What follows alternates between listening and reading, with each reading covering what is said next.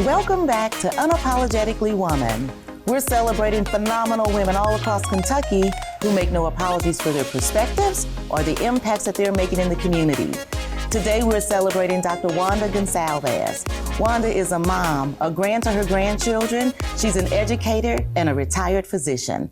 Unapologetically Woman, Dr. Wanda Gonsalves, that's you. Welcome. Thank you. I'm so excited to be able to celebrate you today. Thank you very much. We're going to jump right in. You've got 5 beautiful grandchildren. Tell us about them. Oh my goodness. My daughter has 3. That's Ben, Isaac, and Anna. Anna is the oldest one, is graduating from high school this year. We're excited about that. She's the only one of my grandchildren who thought about medicine. So I'm really hoping that she stays with that. Were you trying to push them that way? No. Well, not really, kinda. If she did want to decide that, I thought it was a good idea. And so she's kept that interest. The other ones, the 2 boys that my daughter has, they are just boys, and they just football and Legos and all that. They're just doing their thing. Yeah. My son, who's the oldest and has 2 grown children, his daughter, Madison, is 24 years old. And she is in her first year of the physician assistant program at the University of Kentucky. I tried to get her to think about medicine, but she wanted a shorter route, and so she decided the PA. I'm happy about it because she really likes it, enjoys it, and is going to be in her second year, which is her clinical year. And then there's Austin. Austin just turned 21. He's trying to find himself. So it's okay. No telling what he ends up doing. Yeah, but he's lots of fun and real easygoing, and so. Well, anyway. Sometimes it takes a little bit of time to find yourself and what you want to do. So let's talk about your journey. Yeah. I want to say you started as a dental assistant, but I think your story probably began before that. What was your home life growing up? What was that like for you? That was interesting. My mother and my father graduated from college, Tennessee State. My dad was from Memphis. My mother was from Kentucky. They moved, I think, to Kentucky when I was about 6 years old, 5 years old, something like that. They moved to Versailles, Kentucky, where my grandparents were. They were farmers. My grandfather was a farmer. They believed strongly in education. There was no other idea that we do anything but graduate. I have a sister, 2 sisters actually. And so we all went to college. And anyway, my mom and dad worked at a school right next to my grandmother's. They lived with my grandmother initially, and there was a school there that both parents taught, and then it integrated. This was in Versailles, Kentucky. And when it integrated, they got rid of all the black teachers. And so my dad then and my mom moved to Detroit, Michigan. Neither one of them found teaching jobs, okay? And my mom and dad had a hard time. They eventually divorced when I was 12 years old, and then we moved back to Kentucky. When I moved back to Kentucky, I graduated from Woodford County High School, and then from there I went to the University of Louisville. Shortly later, I met my husband, who was absolutely an amazing, amazing guy. He was from India. That's why the last name Gonsalves. Hard worker, got all kind of degrees, and he was the most helpful in the world. So yes, I didn't know what I wanted to do. Not at all. So you didn't always know you wanted to do medicine? No. Actually, I kind of did, but I still come home after high school and watch soap operas with my grandmother. People say, why'd you think about medicine? Because I used to watch General Hospital. I used to see all these folks who were, and I thought, I could do that. But not having a physician in my family, I didn't know. I thought it was going to be really hard.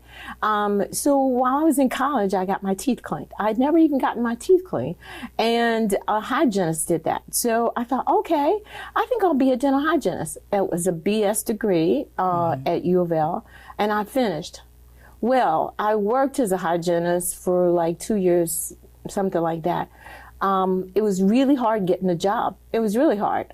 In Kentucky, it was almost impossible because when I would visit a dentist to ask for a job, they would say, Well, I'm not prejudiced, but I don't know if my patients are.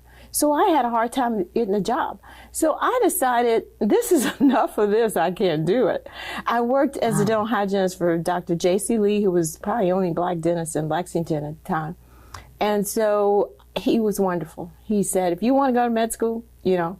So I had patients during the day, but then at some point I could leave and go take pre-med courses that I hadn't taken as a dental hygienist, like physics and biochemistry and different things like that. So I also, at that particular time, when I decided to go to med school, I had 2 children.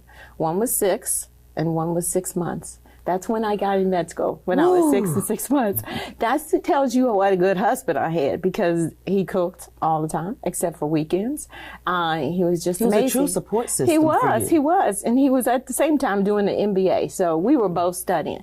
But to help with that, my parents, my mom lived in Versailles with my grandmother, and the kids every weekend, every weekend, they went to Versailles to stay with my grandparents.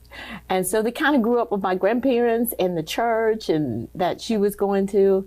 And then, you know, I graduated, went to residency program, got into family medicine. I love it.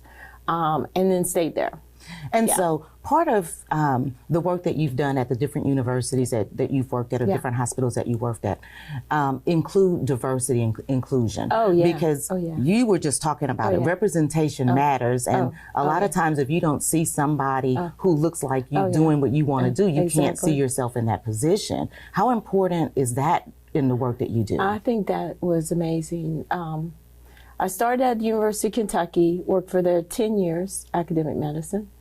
You know, when I finished and worked for a while and all that. And then after that, I went to the Medical University of South Carolina in Charleston, because my husband, Jerry, wanted to live in South Carolina and wanted to live in Charleston. And so we both got jobs there. I love both places, but I really, really missed Kentucky and came back to University of Kentucky and worked. But my experience at the 2 universities were, like any academic medicine, you have to do patient care, you have to write and publish, and to be promoted, I was promoted to full professor. But I also was on lots of committees and things like that. And being on the admissions committee, I wondered, where were the black students? They were pretty good at MUSC because South Carolina has 30% African Americans, and so they made it their mission also. They had pretty strong diversity and inclusion program, and their mission was to have more black students. So they did pretty good. In fact, they won even awards at the AAMC, that's American Association of Medical College. They even won an award for it. And that gave me, say, oh my goodness, you know, they're doing great. But then when I came back to Kentucky at UK, they didn't have a diversity and inclusion program when I first came back. They didn't have curriculum that I thought that they should at that particular point. And they had few black students on the admissions committee. We saw few. And they had a hard time getting them because they didn't see many. If a black student came, they interviewed, like, where are the black students? Mm-hmm. And so now I'm getting close to, at this point, what I want to do. When I knew I wasn't going to continue on medicine forever, but one of the things I wanted to do, and I realized I wanted to do, was to try to improve the number of blacks going to medicine. I thought, surely there's got to be some way. And so what do? You go to a black school. That's it. So it was one Martin Luther King ceremony they had in Lexington, and Dr. Brown, president then, was giving a talk there. And I thought, might as well talk to him. So I walked up to him one day and I said, while he was there, and I talked to him about how nice his, talk was. And I said, by the way, my name is Wanda Gonzalez. I've had 25 years in academic medicine. I heard you don't have a pre-med program there. I'd like to help you with that. And 2 months later, he called me over, and I went to K-State. And that's how you get that done. And that's how I got there. And so, it was a journey. And, and I think they realized the importance of it. And the program I called it the Kentucky State Undergraduate Pre-Med Academy. And it's a program that requires students as a freshman to come in with 3.4 GPA or 3.0 as a sophomore. Because I realize as a freshman you might come in that way, but it gets hard and you don't do so good by your sophomore year. But the students who are in the program know they have to keep their GPA up. I get it up to 3.5. In general, most medical schools like to see at least a 3.5 GPA. So then I started collaborating more with UK, which is not, I mean, like I said, I know lots of people and they were supportive about it. And so like they helped me with some of the programming, like shadowing, which is really important. If you're going to go to med school, they're going to ask you, what have you done? How do you know you want to do medicine? How do you know if you don't shadow? Right. So that's a part of it. Learning about interviewing techniques and different things like that is also a part of it. Studying for the MCAT is also a part of it. So getting them absolutely ready You gotta with get all of ready. the experience that You they have to. the You have- pre-experience that they Yes, need for medical you have school. To.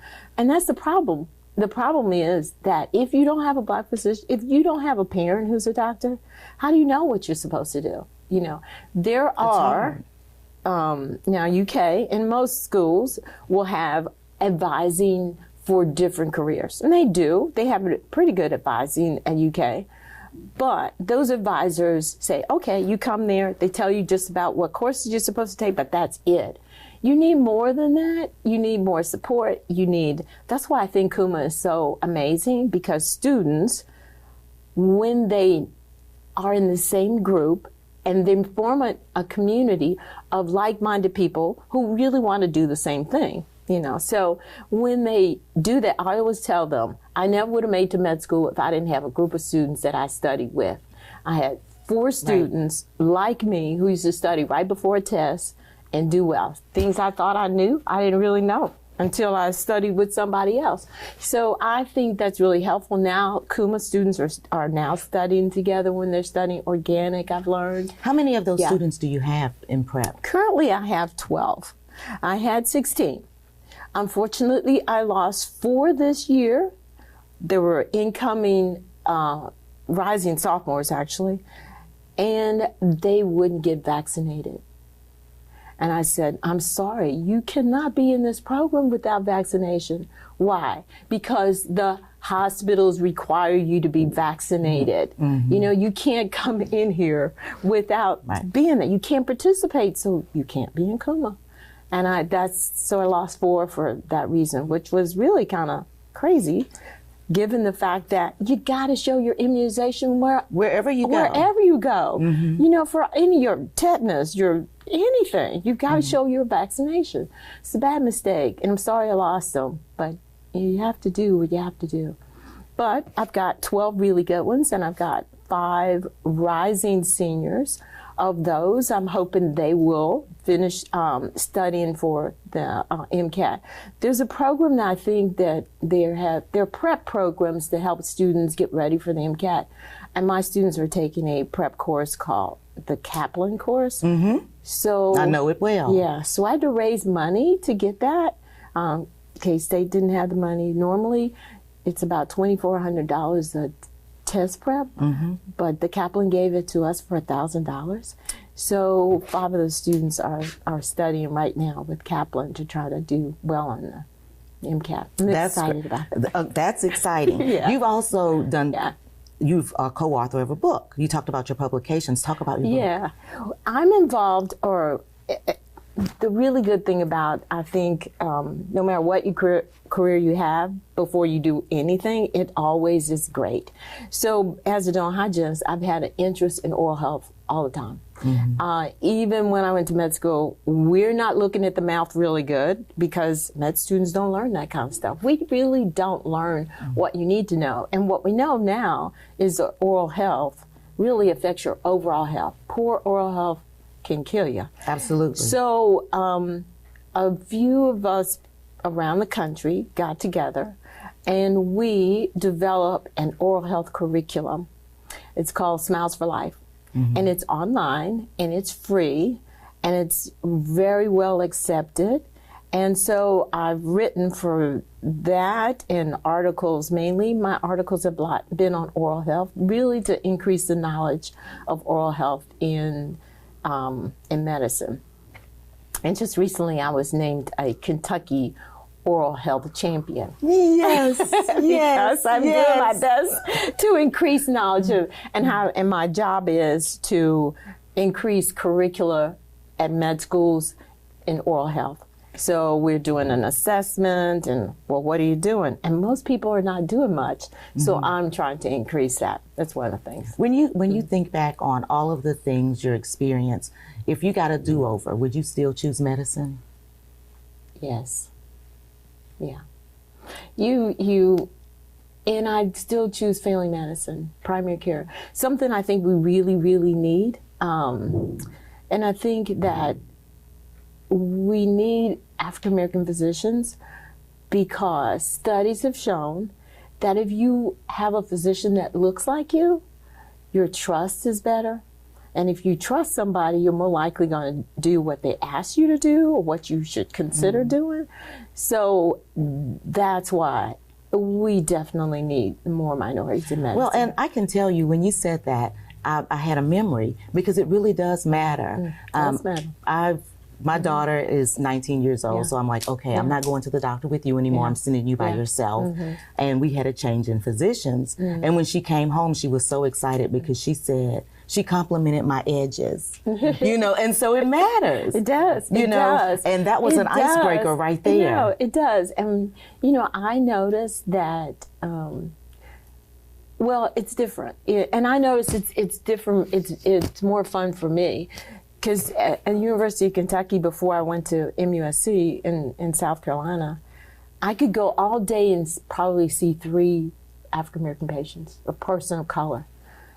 But then I went to Charleston, and I could go all day and see only 3 white patients. Wow. And it was such a total difference. And I really felt like I was doing more to help my people. And that's, and I think we need that. And so, I would do medicine all over again. All over again. For sure, yeah. So I could sit here and talk to you all day, but for young women and young girls that might be watching and looking up to you as a role model and thinking, I would like to do that, what kind of advice would you give them? I always say set a goal. If you think you might want to do it, set a goal. I see kids in the practice and I say, what do you want to do? And they said, oh, I want to be a hairdresser, or I want to do this, or I want to do that. And then I say, well, how do you do it? And they haven't thought about what they do or what they need to do. And so I think first, if you make a goal, know how you're going to get there. Read about it, think about it, ask other people, and also shadow people. There's a lot of things that I think we don't do as parents, minority parents. We don't tell our kids, go shadow that person. Go ask that person if you can see what they're doing, and I think that's real important. So if you can get your kids to do that, that's real important. Because if they're not really good students to begin with, that might really inspire them to really be better students. And so I think shadowing is so important, and really just talking to kids and let them see what you do and explain to them what you need to do to get there. That's what I think. Thank you so much for joining us today. I'm so excited to meet you. Welcome. You too. Thank you so much. You guys continue to watch us as we celebrate other women just like Dr. Wanda Gonzalez, as we explore Kentucky and all of the amazing women that are out there doing things. We'll talk to you soon.